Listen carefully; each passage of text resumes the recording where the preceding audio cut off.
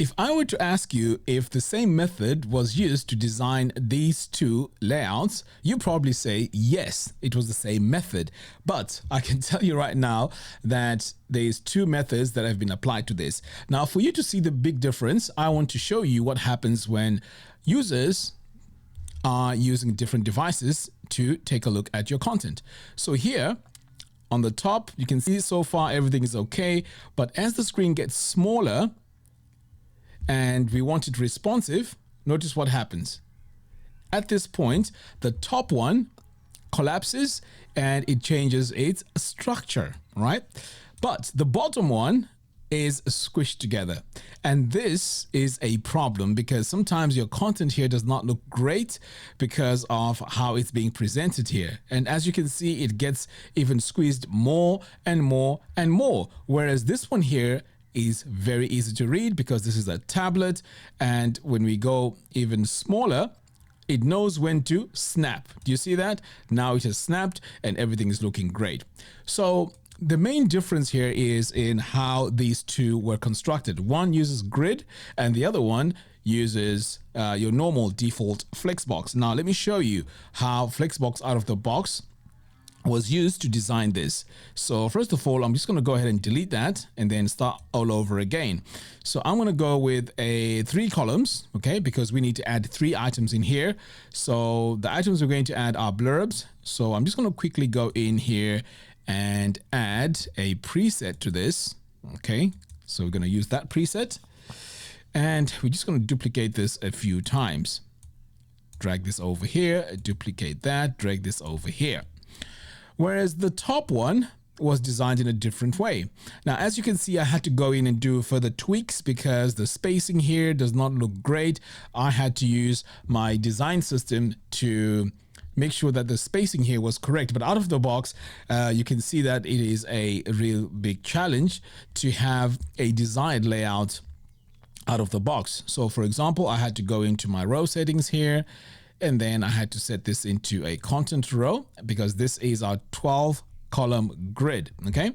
So the next thing I did was I went into my elements here and then went into my columns, in fact, into my rows. And then for my layout, I set my size here to medium. That is how I managed to make it look like that. But out of the box, it is a nightmare. I mean, it's very difficult to work with.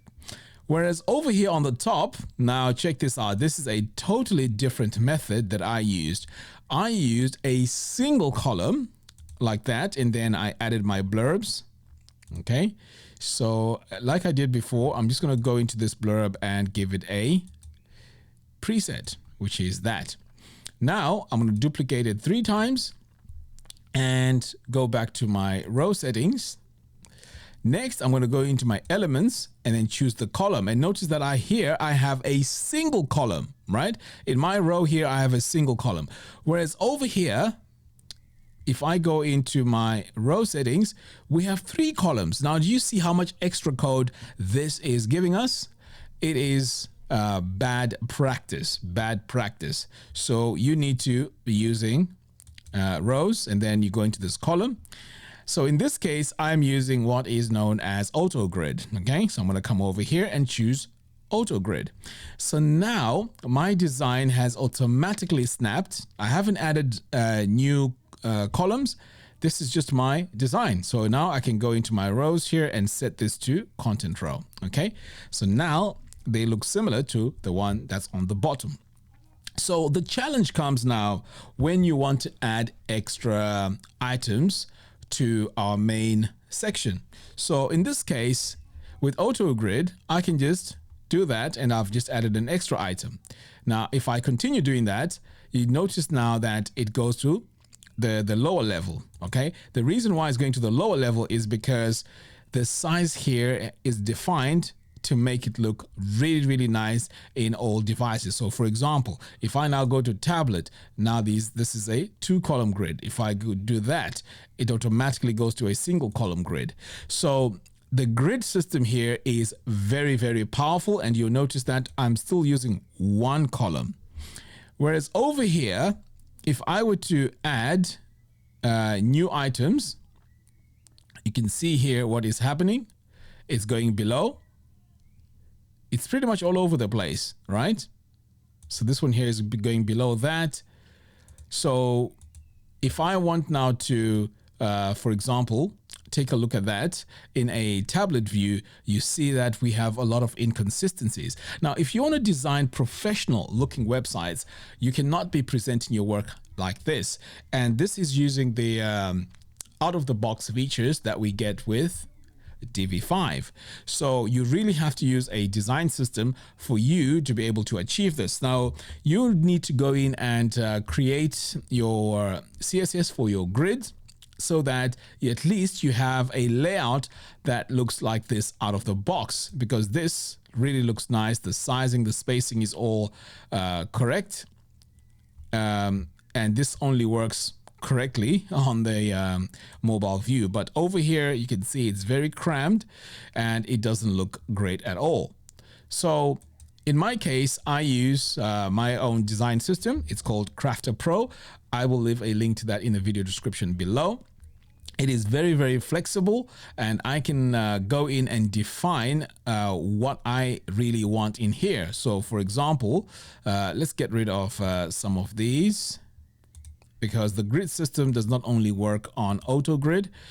I can define what I want to use. So for example, let's say I go into my column here. So right now it's an auto grid. So if I get rid of that, and let's say I want to go with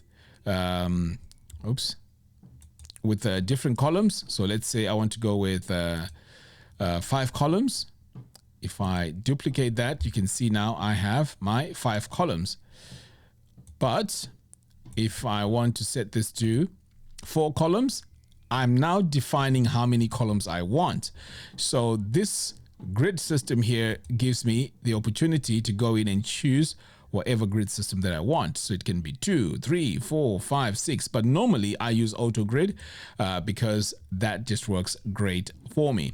So as you can see, a design system just makes things easier out of the box, and you'll be able to design websites that are all consistent and ready for production. So this is the main advantage of using a design system. So I'll link it to in the video description below. And also I have a Divi mastery course.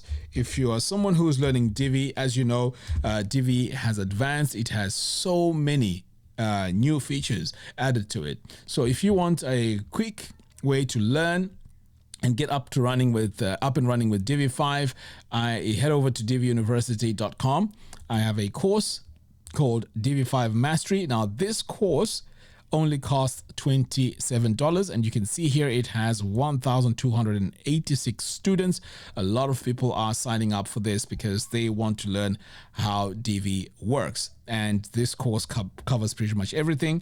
And as Divi adds new features, I'll also be updating the course itself as well, making it really, really awesome for you to stay up to date with Divi 5. I mean, Divi is so powerful, and it's going to be a joy designing websites with Divi.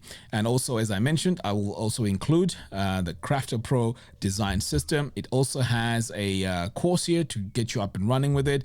And it also has a dedicated community of users that are designing using this design system. So far there's 1,035 members on this dedicated community. So you are going to be getting a lot of help here, and a lot of people are using this design system already, because it just makes the designing of websites with Divi 5 much, much easier. Anyway, guys, thank you very much for watching. I'll see you again in the next one. Take care.